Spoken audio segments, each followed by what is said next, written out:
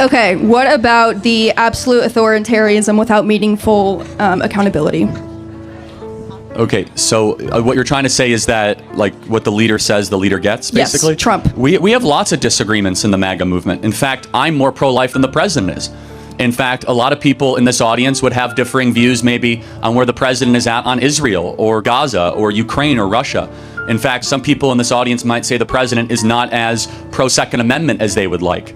I would argue that we actually have far more intellectual diversity in the MAGA movement than your traditional Democrat Party. I see where you're going with this and stating that not every person who, I guess, supports Trump is fully supportive of him, but I'm saying the MAGA movement who will agree with him no matter what.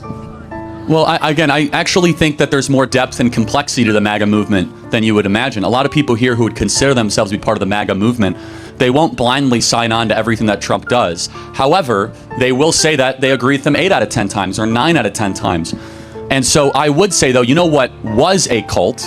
What was a cult is what we lived during COVID. During COVID, and allow me to build out the argument that no matter what the CDC or Anthony Fauci would say, you would have the little talking heads on television parrot it back, no matter how insane it was. We must close the schools, 6 feet to slow the spread, wear a mask while showering. Okay, I made that one up. But, I mean, the point being is that that far more had characterizations of what a cult would be than the traditional Make America Great Again movement.